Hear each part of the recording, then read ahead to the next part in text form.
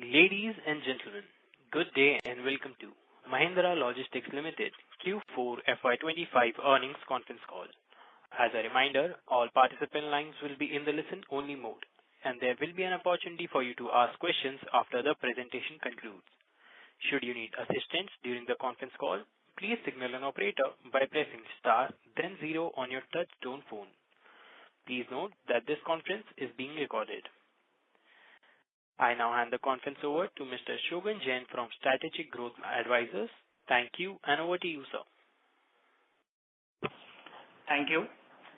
Good evening, everyone, and thank you for joining us on the Mahindra Logistics Limited's Q4 and FY25 earnings conference call. I hope everyone has had a chance to view our financial results and investor presentation, which were posted on the company's website and stock exchanges today. We will begin the call with opening remarks from management, followed by an open forum for Q&A. Before we begin, I'd like to point out that some of the statements made during today's call may be forward-looking. A disclaimer to that effect was included in the earnings presentation. I now like to invite Ram to introduce the speakers and thereafter make some preliminary remarks. Over to you, Ram. Thank you, Shogun. Good afternoon, everyone, and I hope you all have had a chance to see our earnings release some time ago, and also an important organization announcement we made about leadership transitions in the company.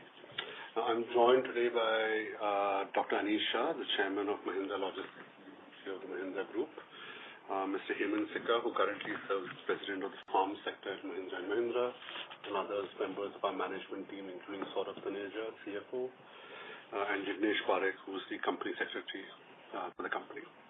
Before I get to the operating commentary of the business, let me quickly hand over to Dr. Shah to see if to start us off with some opening comments at his end. Thank you, Ram, and good evening, everyone. I wanted to share a few thoughts and therefore have joined this call for the first 10 minutes or so. And you may have seen the announcement today that Ram has decided to step down from the CEO role and pursue other professional interests. The Mahindra Logistics Board has accepted his resignation, and the Mahindra Logistics Board has also appointed Hemant Sikka as the CEO of the company. Hemant is a veteran and a strong leader, currently runs the farm business, farm equipment sector at Mahindra & Mahindra, has done exceedingly well in that role over the last 5 years, and you've seen the farm business gain significant market share even from a very high base, and more than double its profits over that time period, while going through a fairly tough environment at multiple points in that time. Before that, Hemant was the Chief Purchase Officer for M&M and has had a very stellar career. He's one of the top leaders at M&M, and Hemant has been appointed by the MLL board. Personally, I'm very excited. The MLL board is also very excited to have him on board as CEO. We see tremendous potential in this business, and we feel that the foundation that has been built by Ram is a strong one, and will help take the business forward, and Hemant coming in with his experience will make a huge difference to being able to realize the potential that we see in this business. I would like to personally thank Ram for all his efforts and dedication and hard work over the years, which has helped build a strong foundation at Mahindra Logistics, and wish Hemant and the MLL team all the very best in helping us taking this forward and realizing the tremendous potential that the business has. Thank you. Thanks, Anish.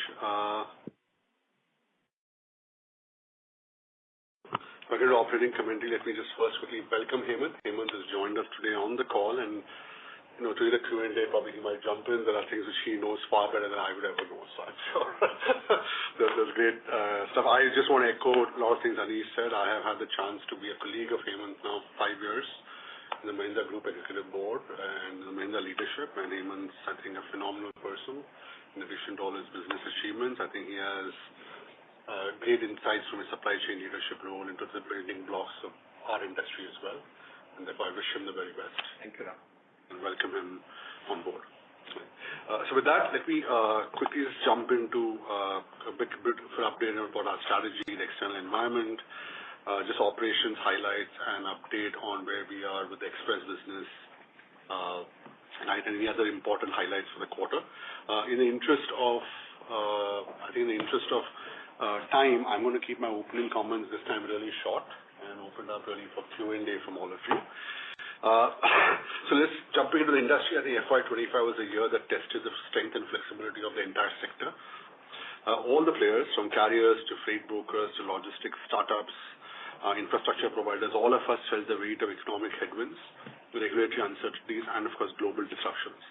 As the year has progressed, many of us forecasted or expected an anticipated turning point, but that relief has really not come in, and challenges have continued through the year in terms of headwinds.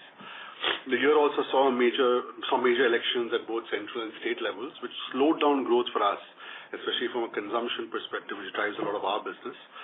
And in general, I think as companies are waiting more for government plans post-elections. I think the recent past, we are seeing positive economic tailwinds, at least from a domestic economy perspective. The recent interest rates cuts and tax relief announced in the budget should start kind of driving an increased level of growth. I think the post-COVID restructuring of demand and consumption cycles, especially on things like appliances and durables, the introduction of the BEEE rating, some of those I think all of them have had some impact in terms of disruption of demand, but they all now past us. And therefore, I think the industry is looking forward to a period of stronger growth.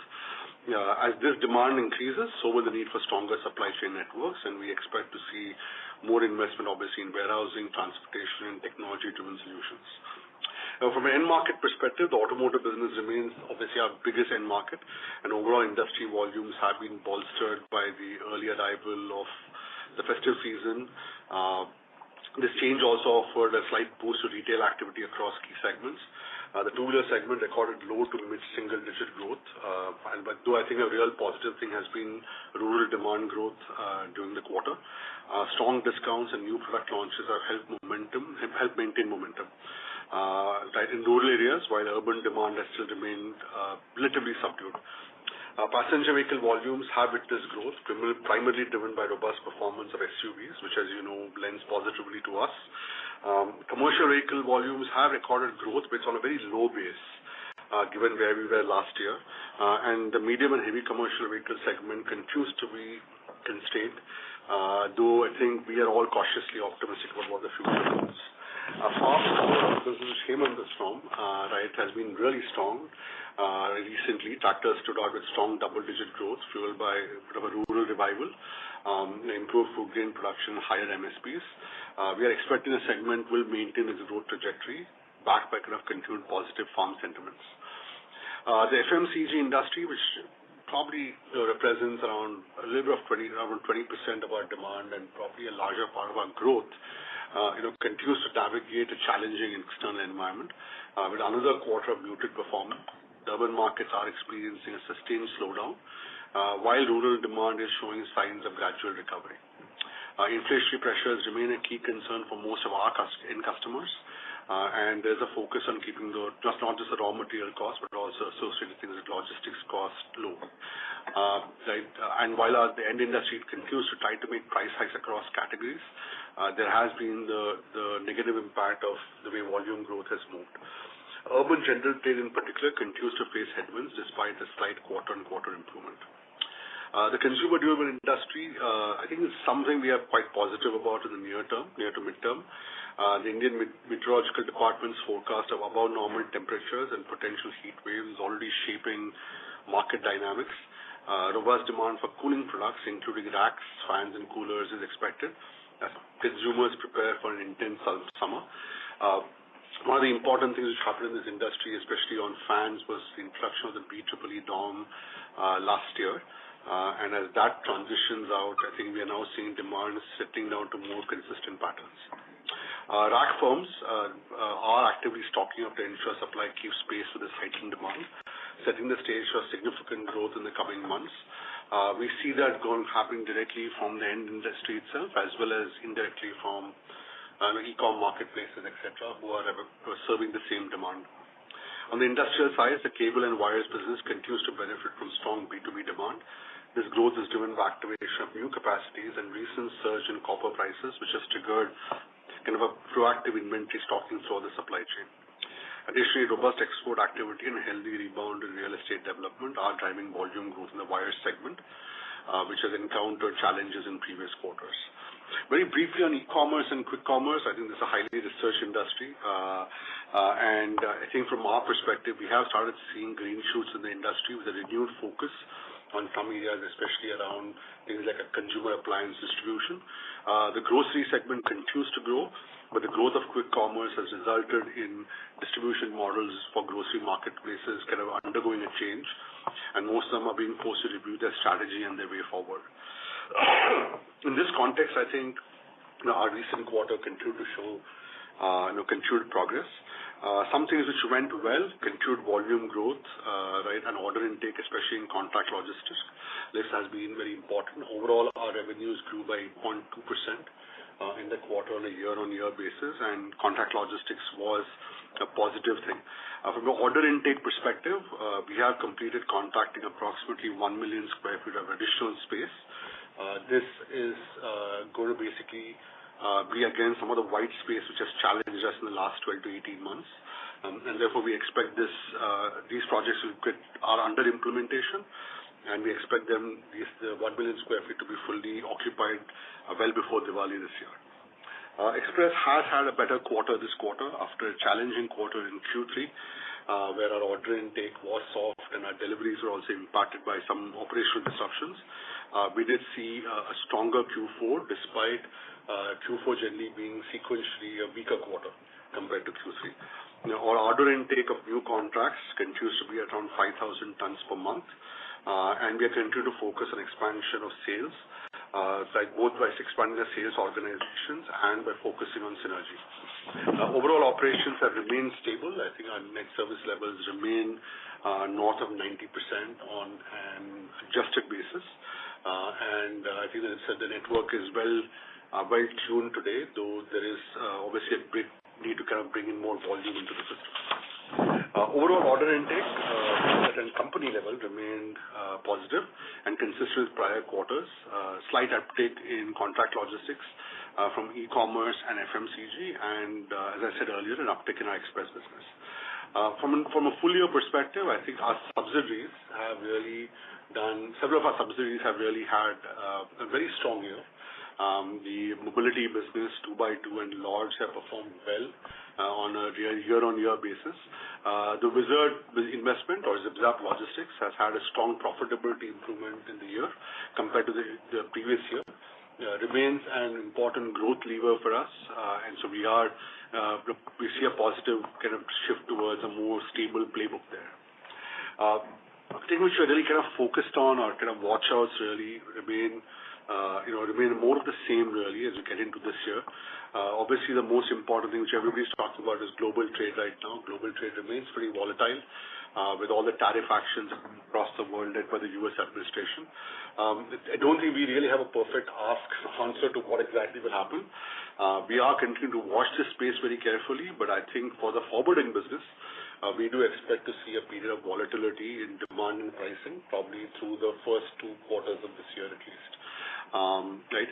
New project launches have been a challenge in terms of stretched out timelines compared to the past. In the past, compared to 90-day, kind of a 120-day rollouts, which was the norm for us coming out of COVID, we are now seeing like a 150-day rollout on most projects, and some even longer, and that I think remains a challenge for us. Inflation remains the third thing, which I think is an area of focus for us. Obviously, is managing inflation, especially from a manpower perspective. I think as our operations are pretty widespread, the logistics industry has a high dependence on migrant labor across at least 8 or 9 major states which we operate in. And given just the broader inflation, the overall economy, I think we are seeing the pressure in terms of cost control and cost management. I think the management team is focused on solving for all these three things as we look forward. And of course, the express business remains a very big priority in terms of getting volume growth in, which has been a priority for us in the last quarter, and we hope we'll sustain that momentum and accelerate it further in the coming quarters. So just moving on to consolidated financial performance for the quarter. Revenue for Q4 increased by 8.2% year-on-year to around 1,570 crores. Revenue from the warehousing segment stood at 297 crores in Q4, compared to around 249 crores for the same quarter last year, a growth by around 15%. As we end 2025, the warehousing business has more than quadrupled compared to what it was in 2021.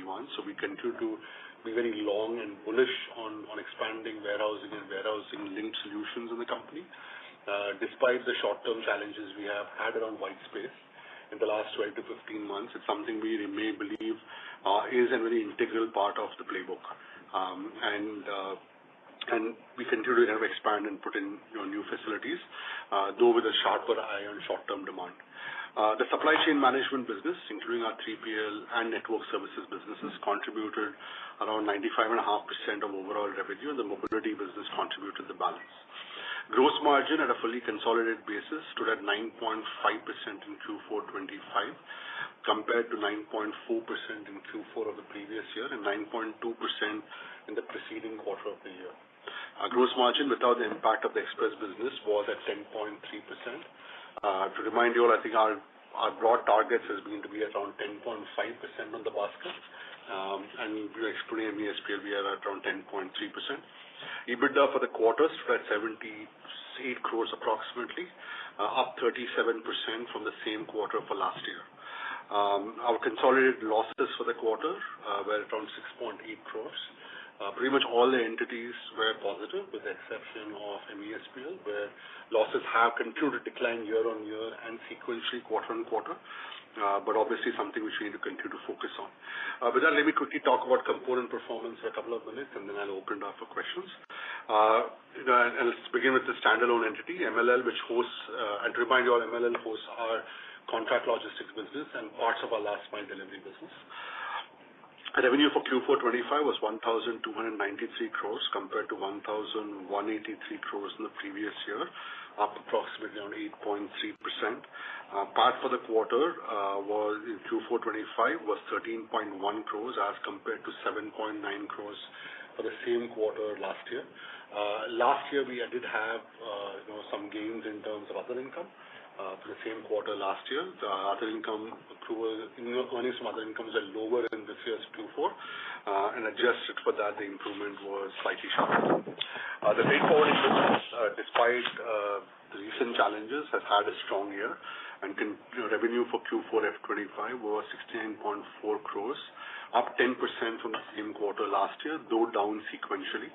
PAT for the quarter was around 0.8 crores, down from 1.2 crores last year. A lot of that's just been the pressure we've continued to see from a pricing volatility perspective in Q4, as some of the, especially from an ocean perspective, where we've had a lot of challenge in terms of kind of moving prices. The express business, Q4 25 revenues stood at 93.8 crores. Losses shrunk to around 23.7 crores for the quarter. Mobility revenues stood at around 80 crores for the quarter, down marginally from 84 crores in Q4 F24. I think you would remember, probably those of you who attended the Q3 call, we had highlighted that we have seen a couple of big accounts churning out towards the end of Q3, and we have got new orders and new customers who are ramping up slowly, and therefore it will be a couple of quarters before we actually catch up on revenue rate. PAT for the quarter, though, remained consistent at around 1.3 crores for the quarter. The ZipZap Logistics or Express business revenue for the quarter was 42 crores as compared to 32 crores in the same quarter last year, a very healthy revenue growth. PAT for the quarter was just about break-even, right? Pretty much in line, down from Q4 last year. I think on a positive side, and Wizard is roughly half our last mile delivery business. The other half sits inside MLL. On a positive sense, I think generally Q4 is weaker than Q3 in the last mile delivery business, given the challenges we see with because of the e-commerce kind of peak going off. I think our continued focus on growing beyond e-commerce into other markets, I think, continues to be a real positive. Our last mile delivery business today, approximately 15% of its revenue is non-e-commerce, and as we kind of try to scale that up, I think we'll just see more leveling of this business, right, both from segment shifts as well as from richer services such as micro-fulfillment. 2x2 Logistics, which is our automotive car carrier business, has stand out here. Right, continues to do really well. It's kind of, to remind you all, we've stayed with this business through a significant downturn, reinvested in the business and grown it back. And I think revenue for Q4 F25 was 24 crores, up 60% from the same quarter last year, which was around 15 crores. PAT for Q4 F25 was 3.3 crores as compared to 1.9 crores for the same quarter last year. I think overall revenue breakup between automotive and non-automotive is, and auto and farm, I won't say automotive alone, auto and farm together, auto and ag is approximately 58% of demand. Consumer and e-commerce roughly split the balance, in general. I think as supply chains evolve and customer expectations continue to increase, we obviously remain focused on driving integrated logistics, by expanding the network, investing in technology, and just diving on our operational strengths to maintain our competitive advantage. So with that, I'll open the floor for questions and answers, and we'll come back once again for closing comments at the end. Thank you. Thank you very much, sir. We will now begin the question and answer session. Anyone who wishes to ask a question may press star and 1 on their touch-tone telephone. If you wish to withdraw yourself from the question queue, you may press star and 2. I repeat, if a participant wish to ask a question, you may press star and 1.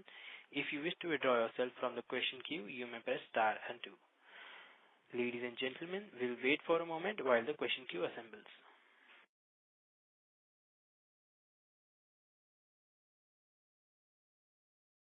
We have our first question from the line of Amit Dixit from ICICI Securities. Please go ahead. Yeah, hi. Good evening, everyone. Hi, and thanks for the question. A couple of questions from my side. The first one is on contract logistics.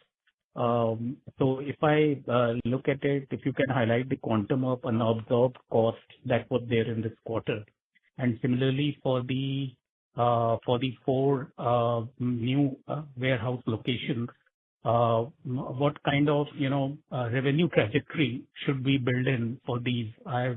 In the prepared presentation, it is mentioned that 3 of them will start breaking in Q1 FY26.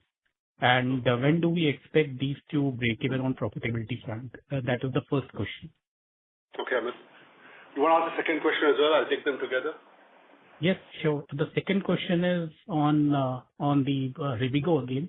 So in the last call, you mentioned that you expect 6,000 to 7,000 tons of additional monthly volume to achieve EBITDA breakeven. Now this quarter we have achieved around 5,000. So what is the rate looking like in April, and how soon can we achieve this breakeven run rate? So let me just answer the first one, and Saurabh might add in some more details as well. I think the contract logistics business, we don't generally have unabsorbed capacity in that business. Right? As a normal way of business, as you know, we build customized solutions for clients, and therefore we don't generally have EBIT minimum guaranteed volumes. Our absorption gaps, or if you may, come from 2 basic things: unsold white space, because we do contract out facilities over a period of time, larger facilities to give us cost advantages in terms of construction, but then we have to obviously sell them out as part of our solutions to different customers. The second thing which is there obviously is that there are startup costs. As a project is being built out, it does take a certain amount of spend. As we are kind of doing that, we largely expense that spend. We do not capitalize that spend. right? I think we mentioned earlier on, we generally try to keep our network at around 3%. In terms of warehousing space, we have today around the 3% is around 0.6 million square feet. We have for most of last year had around 1.5 to 1.7 million square feet of unabsorbed space in the 7 to 8% range. So the first thing which we are doing obviously is to try and reduce that, right? And that would essentially come down over the next. And that's the comment I made in my opening comments. Approximately 1 million square feet of that has been sold. It's contracts which are under implementation, and therefore, as you know, a lot of those contracts start peaking up before Diwali, and therefore by September we should start seeing that 1 million fully utilized. That 1 million, and I'm just going to throw some ballpark numbers, roughly comes at probably around 20 rupees per square feet. And you could, site level changes are there, but just at a macro level, that's just a header number, right?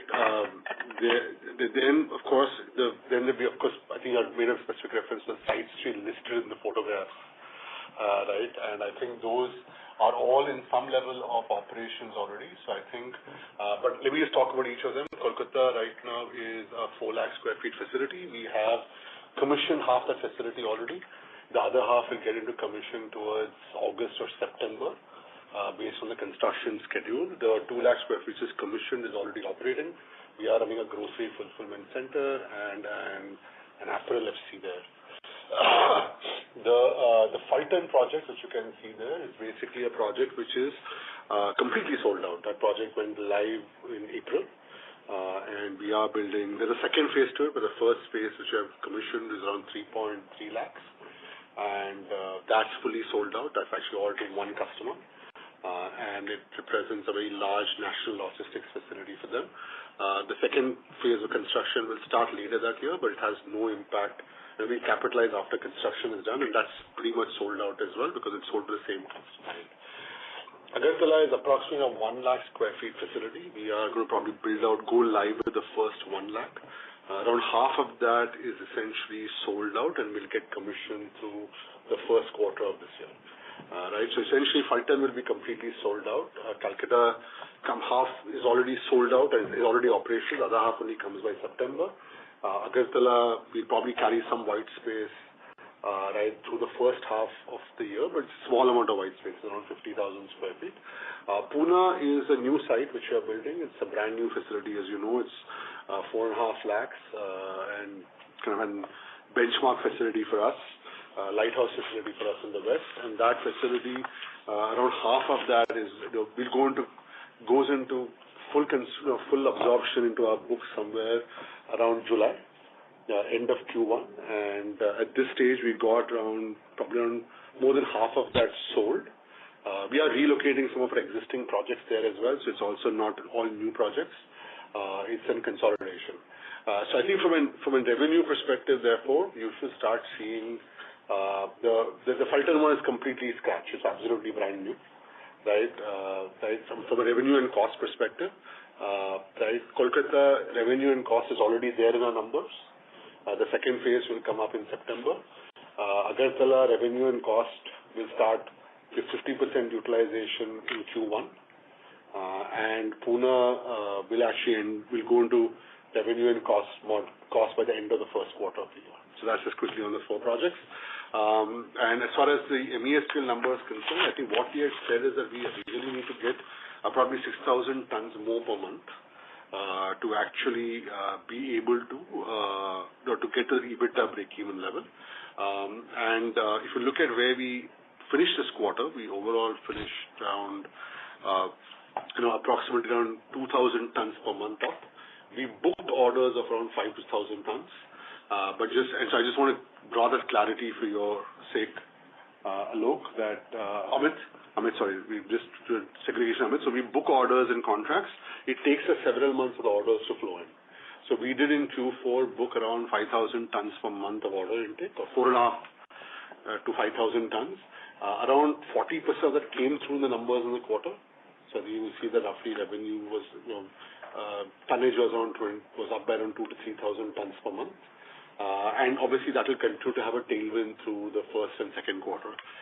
So the way it works is every quarter we would add, the volumes of 6,000 to 8,000 tons per month, and obviously with a conversion ratio, we expect somewhere towards the end of Q2. As of now, I think we expect, or we estimate by that, that by the end of Q2 we should be in a position to get to that 6,000 to 7,000 tons gap. I hope that answered your question, Amit. Great. Thanks a lot, and all the best for your future endeavors. I hope our paths cross again. Thank you so much. Thank you. We have our next question from the line of Alok Devara from Motilal Oswal Financial Services. Please go ahead. Good evening, Alok. Hi.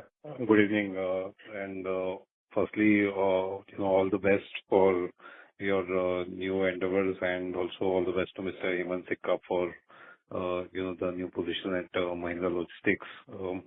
So I'll just quickly jump on the question side.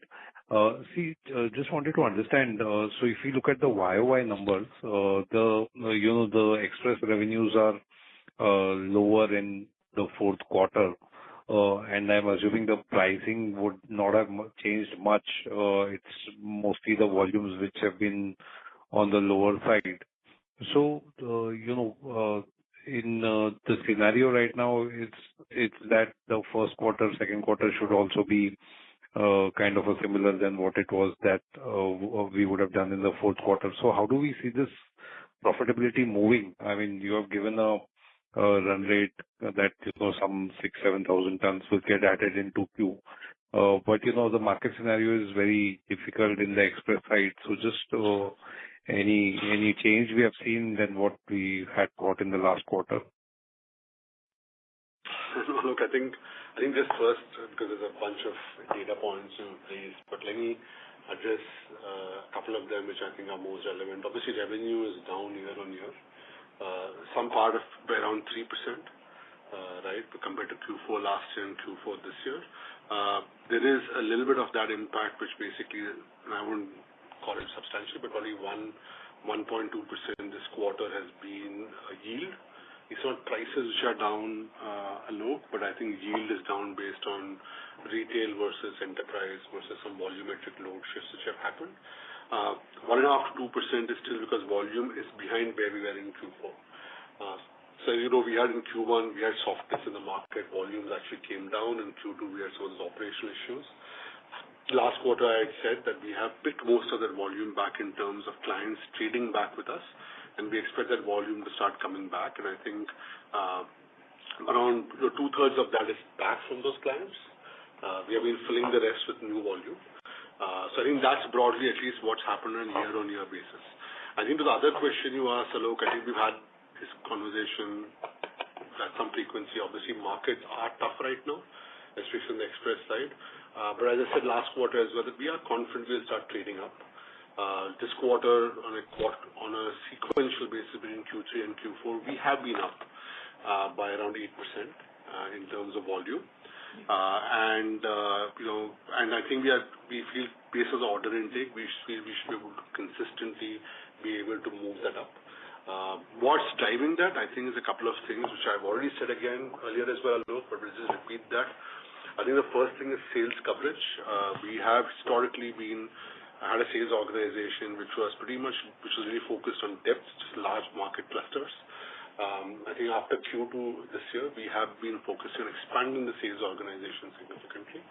And as we just put more feet on the ground, we just get more coverage of the market, and that is one thing which will drive the order intake. The feet on the ground will take some time to mature, but I think that's an important driver for growth. The second thing, obviously, is more synergy with the rest of the MLL business. A lot of customers whom we have in 3PL business, they generally are large enterprise accounts, and they sign annual contracts, right?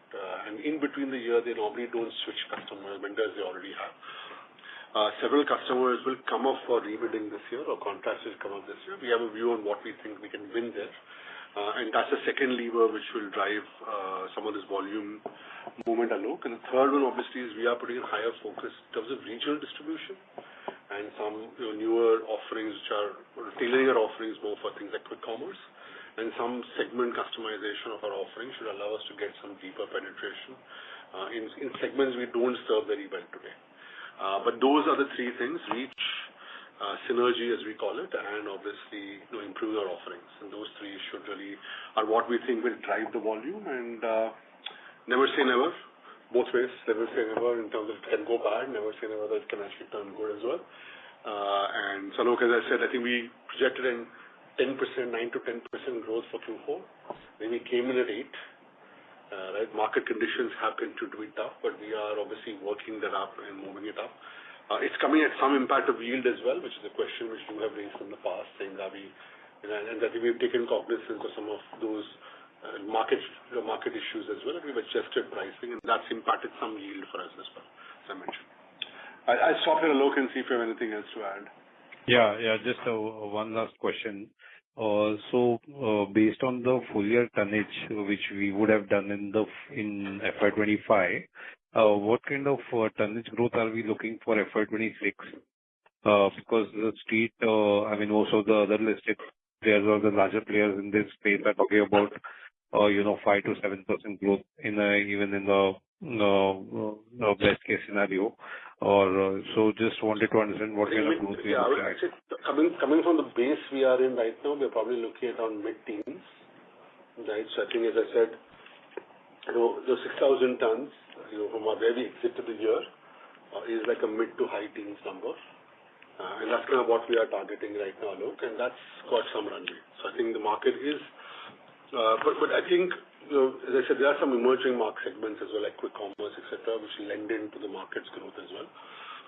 So we'll see how it turns out.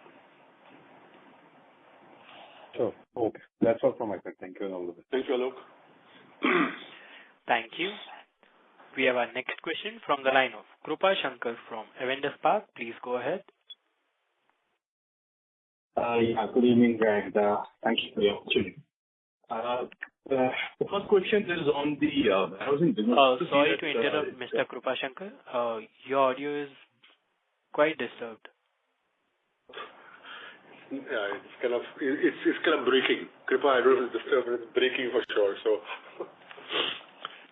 we'll move Krupa, on. do you want to come back on the queue? Why don't we just go to Vikram and then we'll come back to Krupa when he comes back on the queue. Next participant is Vikram Suryavanshi from Phillip Capital India. Please go ahead. Sir, what was the warehousing revenue for this fourth quarter and full year? I think I said earlier on, our warehousing revenue for the quarter was around 296 crores, right? Up from around 249 last year. So 297 crores for the quarter, up from 249 crores the same quarter last year.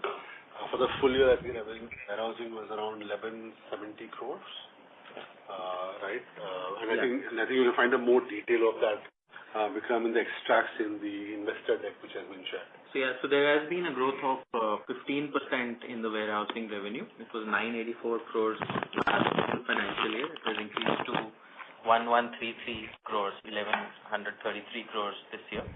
And between quarters, fourth quarter of last year, it was 249 crores. It has gone up to 297 crores, which is about approximately 90% higher warehousing solutions there. Got it. I think, and Vikram, just when you are trying to, I think you see on other slides, we list our total warehousing space. That obviously includes space which we use in our express business, etc., which is in-house. So there is a separate chart which also talks about yield, etc., in the investor deck to help you frame that. Yeah, I understood.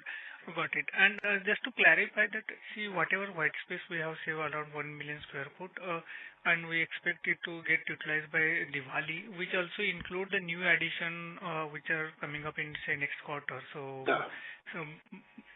Connected, I think. Understanding, right? Yes. So, Vikram, I think the new facilities we said, as we said, some of it's only coming up by Diwali. Right? Calcutta will come up, 2 lakh square feet will come up by Diwali, really. And so Agartala's, small amount of white space in Agartala is included in that number which we share. Got it. And just last question about customer side. Do we do any business with the Meesho, and would it be just to give brief unit economics are similar to our warehousing business only? I won't make a client-specific comment, but I think what I would say, Vikram, is that we do work with pretty much all the marketplaces which are there in e-commerce. Some we do integrated solutions, some obviously we do specific parts of mid-mile and first mile for them. And so I think Meesho would be one of those clients which we do work with, largely on the mid-mile. Understood, sir. Okay, thank you. Thank you. We have our next participant from the line of Krupanshu from Avendus Spark. Please go ahead. I'm audible? Yeah, Kripa, go ahead. Yeah. Hi. Thank you for the opportunity. Just wanted to check one part on the warehousing piece. You did mention that there is a mixed demand environment relating to the overall warehousing structure. Sorry to interrupt again, Mr. Krupa. Your voice is quite breaking now. Yes. It's okay. Let Kripa continue. Kripa, why don't you just continue? We'll answer to the best I can, and then I might just be better. Sure. Thank you, Ram. Thank you. So, with respect to the warehousing division, just wanted to be confidence with respect to white space fulfillment. I wanted to check, given the mixed demand environment, how confident are we with respect to the do we want to take it a little bit slower on the expansion going ahead in account of muted environment in the industry? Yeah, Kripa, it's a great question, and I think, to be honest, we've already done some of that. I think since our white space, as you know, warehousing construction is a 12 to 18 month cycle. If you go from, and probably even longer based on some geographies, we are looking how much land reclamation, etc. we have to do, and therefore, we plan the projects on 18 to 24 months as a kind of a bellwether in terms of planning. And so to the extent we contract something within 18 to 24 months, it's hard for us to recontract it, right? And what we have done is, I think since the white space challenges started surfacing out in Q4 last year, actually, Q4 FY24, right, not Q4 FY25, after what was a very, very tepid e-commerce peak, right? And our customers decided to take some of that space. As you know, Kripa, we've kind of really shut down a lot of expansion. Right, the ones which are going down, like Fulton is basically a back-to-back with an anchor customer for 7 years. Right, so apart from that, almost everything, which is some of them like Agartala, we've actually pushed back the launch. So we've kind of reworked construction schedules with customers, with partners as well. So at this stage, I don't think we are actively looking at adding immediately. I think the immediate focus right now is to stay true to our strategy, which is firstly 30% multi-client, 70% bespoke. And so, Kripa, what we are doing right now is, I think as I mentioned last quarter, we've increased the bespoke, which is back-to-back kind of percentages substantially. So since Q3 last year, Q3 of F25, we've not really commissioned any new multi-client facility. All of those have really been stuff which have been, all of them have been bespoke build-outs with a back-to-back client. What you're seeing today is just customer sites which are in construction from before that. And we will wait to see how volume picks up. Saurabh mentioned just now, year-on-year volume is up by 16, quarter-on-quarter up by 15%, year-on-year up by even more. So the growth in warehousing in that sense is spanning itself out. It's just that obviously you're putting capacity ahead of that demand. So at the right point, you got to break that. We broke it in July last year, and I'm pretty sure that the management team going forward will maintain that discipline in terms of future build-outs. Yeah, and because Saurabh, just one thing to add, the 1+ million square feet that you see in the deck, so this is the last of our expansion in the BTS space. With this, we'll be at about a 5 million square feet from a BTS perspective. And there are no further plans or sites that we have announced beyond these. So we're going to take a bit of a hiatus, Kripa, till the market really starts shaping up a little bit to the way we like to see it. We're also reviewing design standards and so on and so forth. So it's a good time for us to just halt, to kind of just recalibrate a little bit. Okay. Any other questions, Kripa? I hope that answered your question. One more on Express, B2B Express business. wanted to check, Ram, if, going ahead, I think you did mention in the presentation that Tier 2+ cities would be one of the areas where you'll be focusing on. Is there, a large portion of the integrated solution provided already tapped in, and limited scope out there to drive your growth in the express business on the required tonnage for EBIT breakeven?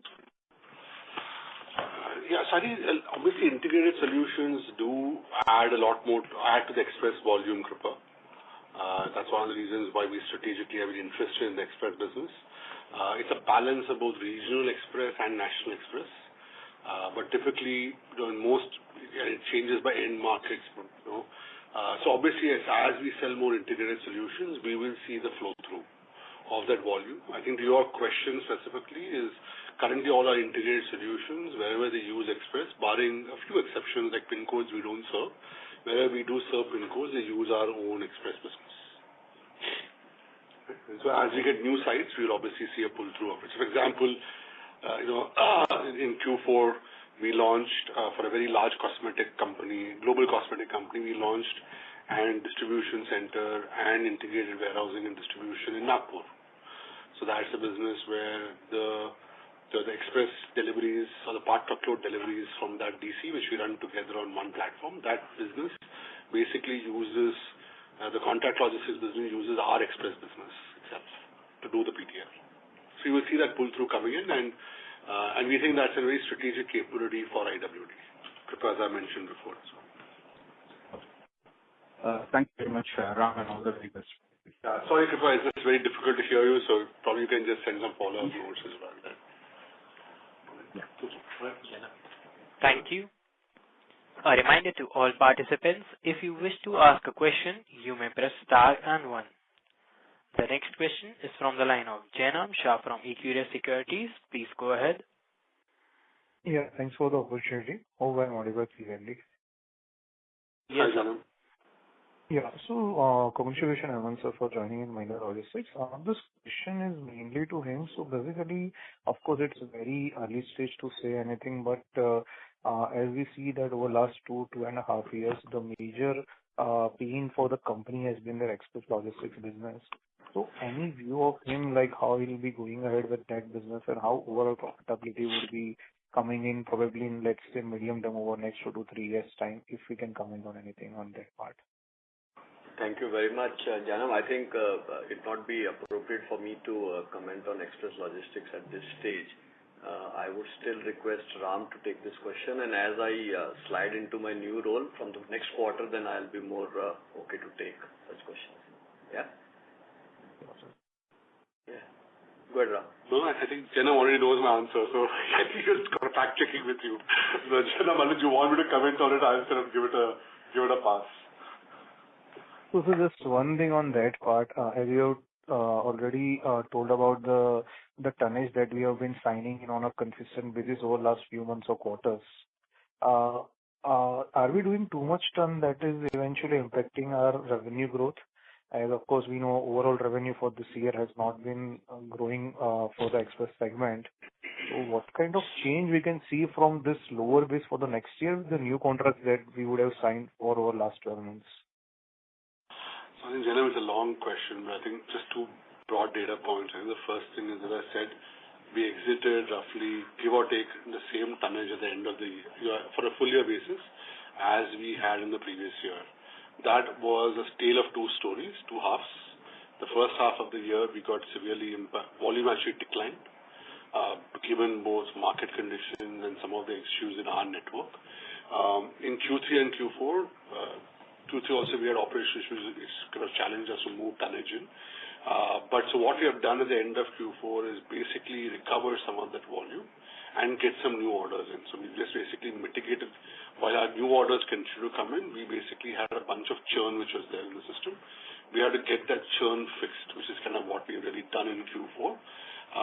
And that's, I think that's why there's that, as you look at the math, if you're trying to figure out where the new orders have gone, it's gone into the risk books, is that some of the old orders basically are impacted by churn, right? And that's kind of why we think that there will be a positive flip. I think to the other question about how I see the year, I think, or how we see the year, I think it's the same thing which I mentioned earlier on to Alok, that we are looking at probably mid to high teen growth year on year basis what we kind of laid out as some of the sales focus we're doing. Large part of the focus right now is strategically on driving the sales engine faster and accelerating that, I think, and that's kind of what the big focus is. Got it, sir. And sir, from the industry perspective, has there been anything that has changed over last 1 year? Of course, we know that competition has increased. Few players are cutting down the pricing and taking away the market share and all those things. So anything that has changed from that, or this kind of competitiveness is still in the industry? This question is mainly because we are already a kind of a smaller player from the overall industry perspective. So we have a lot of volumes to cater, but we are still at 90 CR a quarter revenue. So is this competition that might, you can say, put our numbers into the check for next year as well? So, I mean, Janam, it's hard to say yes or no to your question because it's kind of it's self-answering. But what I would say is that our low tonnage is both an opportunity and a challenge. Okay, why we see it as an opportunity is because we have on the 3PL side very significant customer partnerships. As I said, many of them will come in for bidding this year. They generally do a once in a year, once in 2 year contract. Right, and so that's something which will come in. I think the second thing which is there is that we don't measure the network so much by tonnage as much as by delivery capability and coverage. In that sense, the network, the Vigo network, does serve around 19,000 plus pin codes, delivers into 7,000 plus pin codes directly. Right, you can obviously through boomerangs deliver all the pin codes, and therefore our value proposition of better tag, better quality handling still remains. And we think that's what differentiates us independent of our size in the market. Markets are tough. There's no question. I think we have seen. I think we are seeing a correction really in this express business. Business grew in the COVID period, right, very significantly, and that's quite normal. Every time the express is time-defined delivery for less than part truckload of emergency requirements. And therefore, it thrives when supply chains are inefficient. The more efficient the supply chain gets, the more you can plan your volume, the more you can consolidate it, and therefore automatically you see the flip. It's the same thing in cross-border. The more stable the supply chain, the more you can move to ocean. The less stable your supply chain, the more you have to air. Right? So I think you're just seeing that toggling happen in a reset. From a long-term perspective, the shift towards part truckload will continue to happen. I think, I know all of us in the short term are worried about industry headwinds. I think all of us are also equally optimistic about the medium term, that this has been a secular growth rate which is in the mid-teens across multiple business cycles. And we expect that to kind of continue. Got it, sir. That answers the question, sir. Thank you so much and all the very best. Thank you. Thank you. Ladies and gentlemen, due to time constraint, that we'll take the last question from the line of Mayur Parkeria from Wealth Managers India Private Limited. Please go ahead. Good evening to the entire management, and thank you for taking the last question. I hope my voice is not breaking and it's clear. Yes, Mayur, please carry on. Yes. So firstly, so congratulations to the new management, and wishing all the best to Ram in terms of that. It's been a while since I've been looking at Mahindra Logistics, in the sense of earlier we were invested and we looked to, but it's been a while post the whatever is happening at the company level.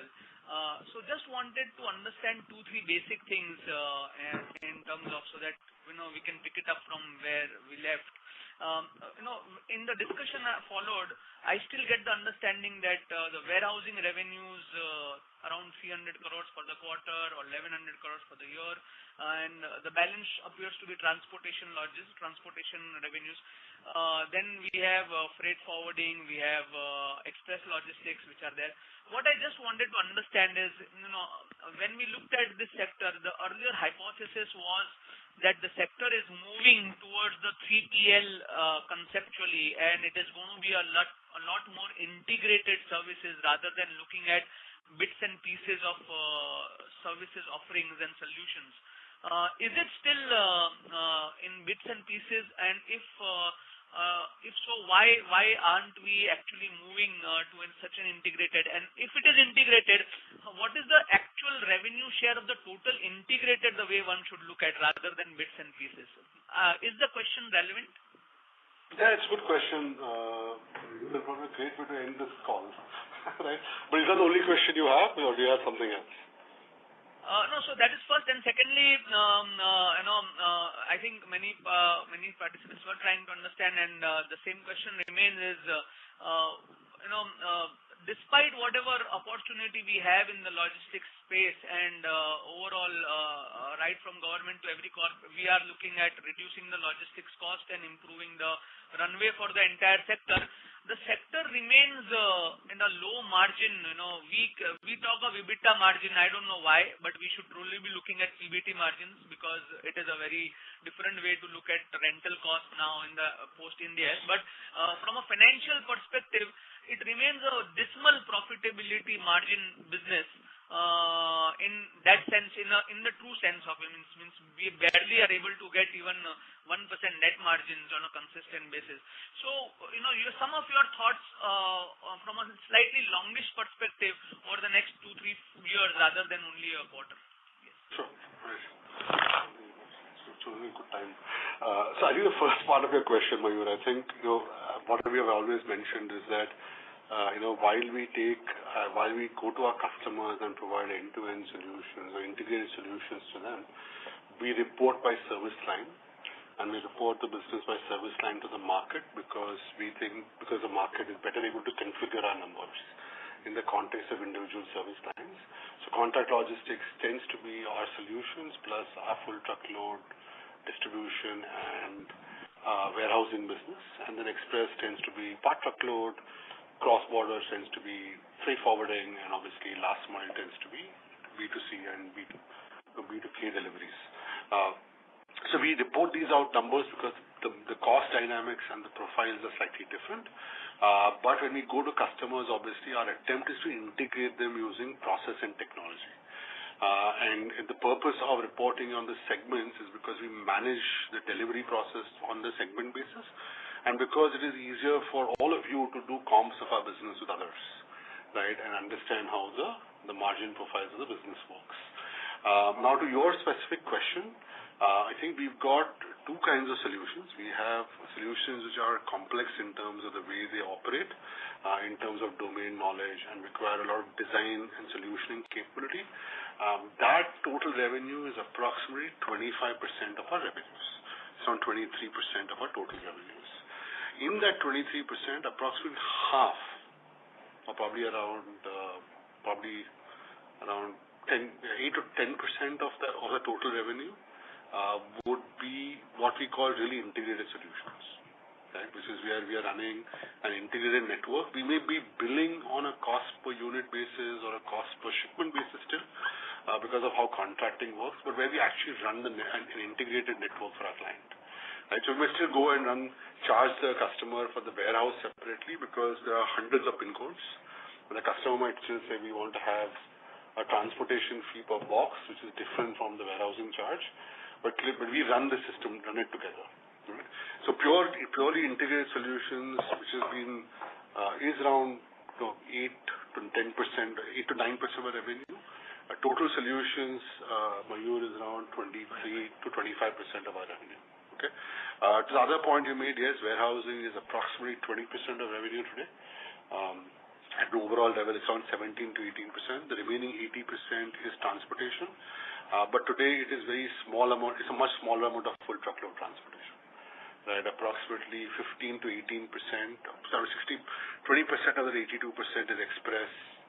25% is express. It's global freight forwarding. It's last mile delivery, and of course the mobility piece is also included. So you build differently. You got on 20% of that transportation. You got on 60% of full truckload and distribution, and you got on 20% of warehousing. Okay. Does that kind of make sense? Right? I think from a longer term perspective, which I think was also a great question, I think when you look at profit potential, it is a toss-up between assetization. So there are 2-3 levers. One, I think, is how much is a differentiated profit pool which an industry has. And the second one, obviously, is what's the level of vertical integration in the industry.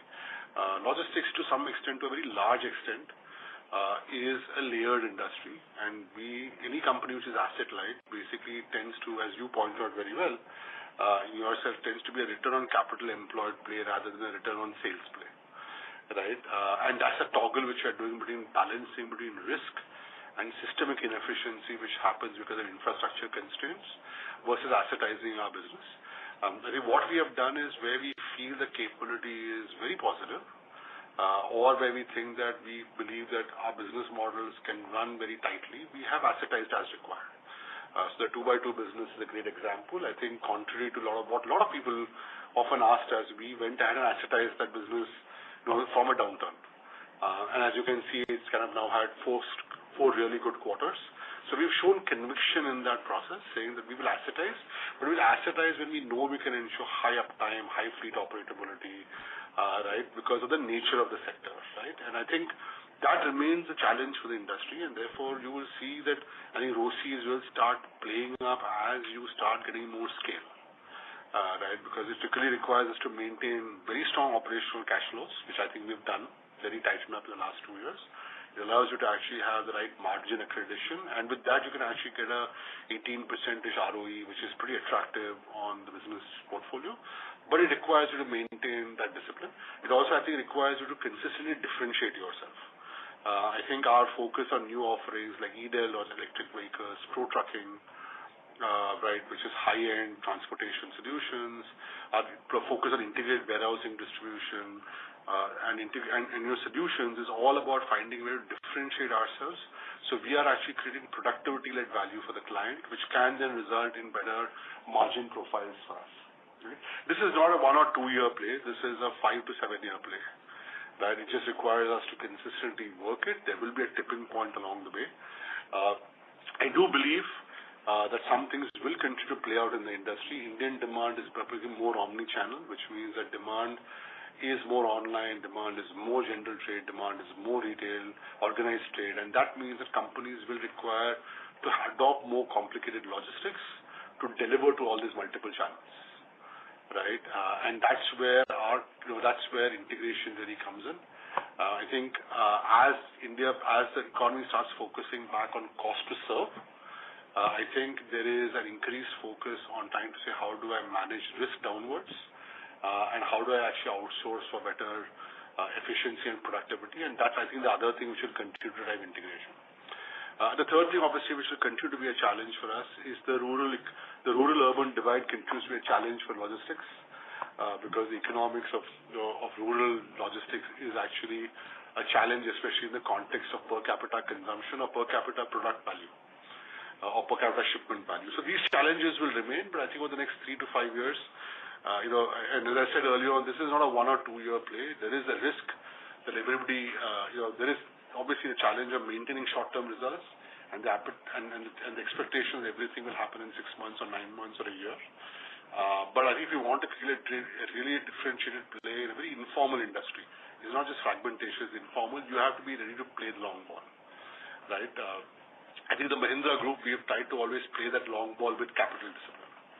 And therefore, if you see MLL itself, we have tried to grow the business. We probably doubled the revenue in the last 4 years with very, very low amount of capital spent as a part of percentage of revenue. And also, I think, a very low amount of burn. While there is burn today in the express business, there's a substantial amount of our businesses which we have turned around like Meru and other businesses we have scaled up. I think with Hemant coming in and Saurabh and the team, I'm very confident, and all our other leaders, I'm very confident that capital discipline will continue. Right, and that capital productivity focus will remain unchanged. So I think that remains part of Mahindra DNA and MLL DNA, and I'm pretty optimistic about that. Okay. With that, Mayur, I gave a very long answer to your question. I hope it was of some value. Just last bookkeeping kind of question or something on presentation. Sure, absolutely. Absolutely. Our bookkeeper is here, so please do ask him. We have mentioned that in the deck slide that the road to ROE would be monetization, if just taking one word out of it.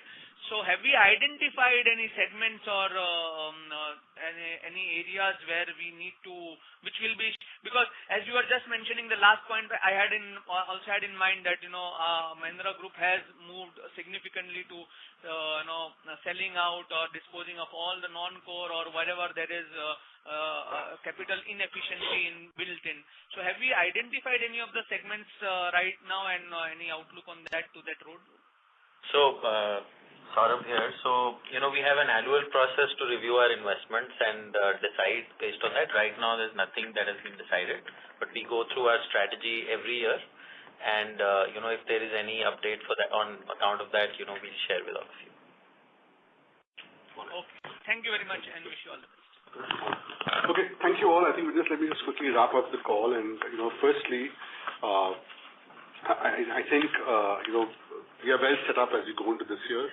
Some of the challenges we've had over the last year, and some, our component businesses are actually doing well. We do think some tailwinds are coming from a demand perspective, and obviously there still remains a challenge on the express business. We take into account some of the concerns you all have shared as well, right? But that's I think we are pretty confident about where we are overall as a business. I think I am pretty excited about the quality of our leadership team, and obviously Hemant joining the team now, right? Most of the times when you leave a job, you're always worried about, you kind of look back at all the past. I think I think our group's confidence and my own, my relationship with Hemant and my confidence in just seeing what he has done in other businesses, which makes me feel that the future is actually better than the past, and will remain that way. So I'm pretty excited about what the company will look forward to. And I think I've always, over the last 5 years, we always maintained and tried to maintain a very high engagement system with investors, right? It's something which I think before Saurabh joined, we did our best to do that and expand. And I think after Saurabh and his team have come in, we've actually continued to do that a lot more. I do think that investors keep us, keep us clean, for the lack of any other word. They challenge us. You kind of look it up. You challenge our perspective, and sometimes that's just an invaluable amount of feedback. I remember when I came to the industry, I came from outside logistics, and my greatest learning actually is from meeting all of you. So on that note, I do want to thank you all for all your support and contributions over the last 5 years. I've learned as much of logistics from you all as I've learned otherwise. And thank you for your patient support of the company as well. Doing what you want is freedom. Loving what you do is happiness. And I've had the chance to have both over the last 5 years, and it's been great fun. And I think you all have been a great part of helping us get to the journey we have. So thank you all once again, and thank you for joining us today. I know we kind of squeezed this call and rescheduled at short notice, and I really appreciate all of you joining us today. We hope we have addressed all your questions and provided insights on our performance and strategy. I think as Hemant and I transition, I think we will work along with Saurabh and the investor relations team to put together a calendar. Obviously, Hemant will need some time to get on board with various things in the company, but I am sure, in the coming months, he will work along with Saurabh and our investor relations team to get in front of all of you. And so please do contact our investor relations team for any questions, not only about today's results, but also about, getting in touch with the management team, right? With that, let me kind of wrap this call up. Thank you all for your continued support, your engagement today, and as always over the past. I hope our paths do cross again. Right till then, please remain.